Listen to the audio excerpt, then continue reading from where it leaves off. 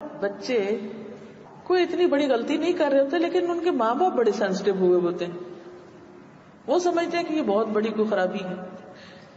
ایسے میں جیسے پہلے میں نے کہا تھا نا، سب کے بچے اپنے بچے، ان بچوں کی بھی کیئر کریں اگر ان کے ماں باپ نہیں سمجھ رہے. بعض اوقات آپ دیکھتے ہیں کہ آپ کا بھائی ناجائز بچوں پہ سختی کرتا ہے، ایک طرف بھائی کو سمجھائیں، دوسری طرف ان بچوں کا کتھارسس کسی طرح سے کریں.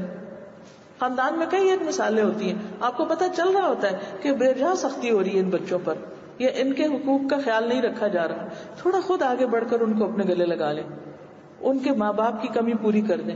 کیوں کہا یتیم کے سر پہ ہاتھ رکھنے والا اور یتیم کی خبرگیری کرنے والا قیامت کے دن میں اور وہ ساتھ ساتھ ہوں گے.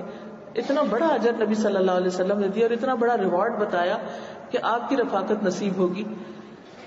تو اس کے لیے ایک بہت ہی خوبصورت مثال ہے کہ دوسروں کے بچوں کی جائز باتوں کو کرنے کے لیے ان کے ماں باپ سے آزادی لکھ کے دینا. ایک موقع پر ابن عمر کہتے ہیں کہ ہم نبی صلی اللہ علیہ وسلم کے ساتھ سفر میں تھے.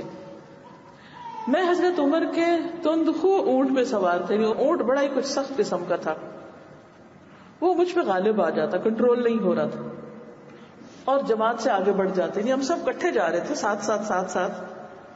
تو ہوتا کیا کہ وہ جس اونٹ پہ میں بیٹھا ہوا تھا وہ آگے نکل جاتا.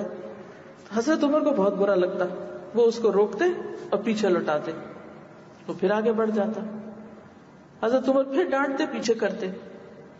تو نبی صلی اللہ علیہ وسلم نے حضرت عمر سے کہا کہ عمر یہ اونٹ مجھے بیچ دو.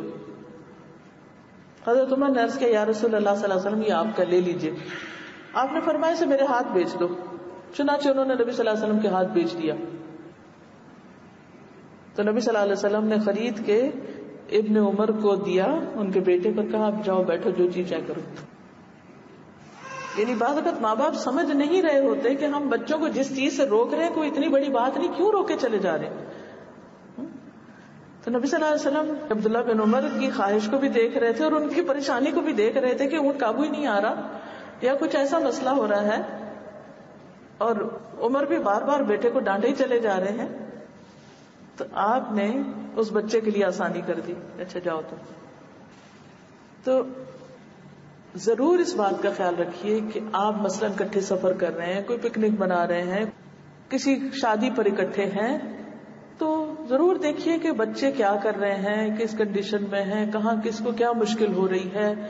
بعض اوقات ایسا ہوتا ہے کہ کوئی ایک بچے سے کوئی غلطی ہو جاتی ہے تو سفر خراب کر دیتے ہیں ماں باپ، اس کو سب کے سامنے ڈانٹنا شروع کر دیتے، سارے لوگ بھی سہم جاتے ہیں، وہ بچہ بیچارہ بھی شرمندہ ہوتا چلا جاتا ہے.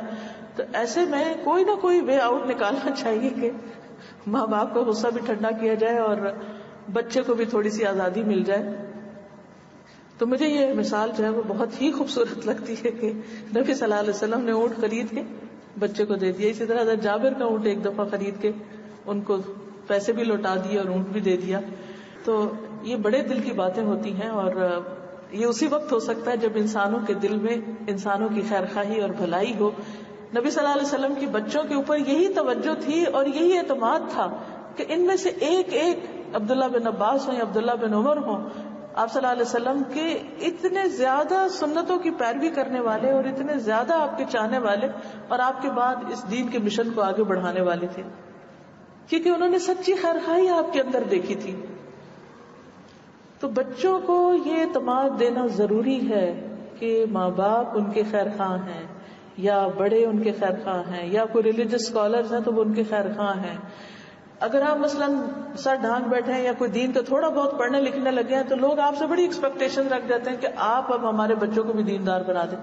ایسی صورت میں بچوں کو کبھی فیلنگ نہ دیں کہ آپ ان پہ کچھ امپوز کریں گے یا آپ اپنے آپ سے ان کو خوف زدہ کریں کہ پتہ نہیں آپ کیا بڑی چیز ہیں. ان کے ساتھ ریلیکس ہو جائیں، نارمل ہو جائیں، ان کو اپنے بچوں کی طرح ڈیل کریں حتیٰ کہ وہ آپ سے مانوس ہو جائیں. ان کو یہ فیلنگ نہیں آنی چاہیے کہ آپ پتہ نہیں کون کیا ہوا ہے.